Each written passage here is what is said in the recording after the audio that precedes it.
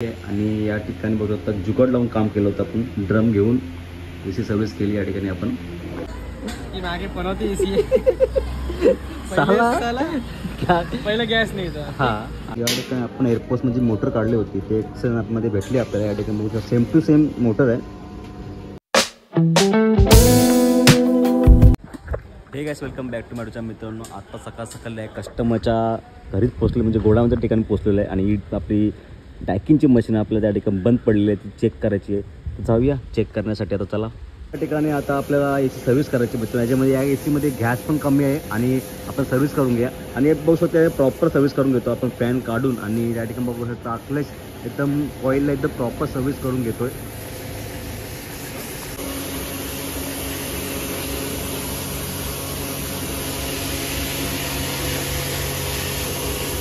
Final service झालेली आहे आणि या ठिकाणी बघू शकता जुगाड लावून काम केलं होतं आपण ड्रम घेऊन एसी सर्व्हिस केली या ठिकाणी आपण।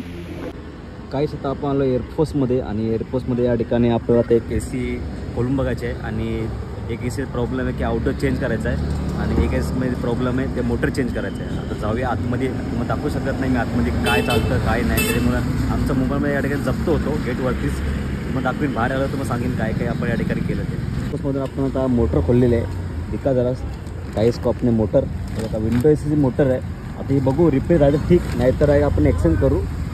आता आपण जेवायला आलो आहे, चिकन थाली ऑर्डर केले, होलशेपमध्ये जेवतात आपण चिकन थाली खाऊन घेऊया आता आपण।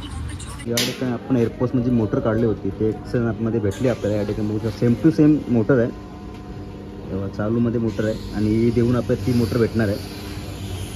काल आपण या ठिकाणी LGची एसी फिटिंग केली होती, ॲक्च्युली त्याच्यामध्ये गॅस कमी होतं, मग काल बोललो आम्ही गॅस कमी आहे आणि त्याच्यामध्ये काल आपण स्पेशल टाकून ठेवलं होतं 350 स्पेशल टाकून, म्हणजे मशीन कुठे लिकेज नाही त्याच्यामुळे आपण काल स्पेशल टाकलं होतं आणि ते स्पेशल चेक करूया, जे तेवढं असेल तर आपण लगेच गॅस टाकून देऊ। बघू शकतो या ठिकाणी 350 स्पेशल बरोबर आहे, म्हणजे मशीन कुठेच लिकेज नाही आहे। चला आपण आता गॅस टाकून देऊया। या मशीनमध्ये मित्रांनो 410 गॅस आहे। आपले से क्या काम जम करते काय तुने हां मागे बनवते एसी पहले गैस नहीं था। हाँ उसके बाद सब लगाने के बाद सर्किट नहीं नहीं रिमोट नहीं था, फिर रिमोट लेने गए। हाँ रिमोट लेके तो अभी सर्किट नहीं चालू, सर्किट नहीं, अभी सर्किट पूरा खोला बिला काम जाम बॉडी बॉडी खोला ऑटोमेटिक ऑटोमेटिक। क्या बोलने का सर्किट को इसको। फाइनली एसी कूलिंग करायला स्टार्ट झालेली आहे। ॲक्च्युली या एसीने ना आम्हाला जाम हैराण केलं आहे, एवढा हैराण केलं ना एसीने। 2 दिवस घेतले एसीने, कधी याचा सेन्सर दाखवत नाही, कधी CS एरर कोड येतो, त्यानंतर कधी आम्ही पाठीमग सर्किट खोलला तेव्हा काय नाही झाला, सर्किट खोलल्यानंतर ऑटोमॅटिक चालू झाली ना, ऑटोमॅटिक चालू हो ना, इतना परेशान किया ना। काही सुद्धा आपण वापस दुकानावरती आलेलो आहे, कॉईल घेऊन आपला आता जायचं आहे। संध्याकाळचे 6 वाजलेत आणि कॉईल लावता होता मला वाटतं 9 वाजून जातील, तर जाऊया लवकर कॉईल लावण्यासाठी। चला आता कस्टमरच्या घरी पोहोचलो, या ठिकाणी कॉईल आता तिथे आतमध्ये टाकूया या आतमध्ये आणि ते लगेच फिटिंग करून घेऊ आपण लगेच।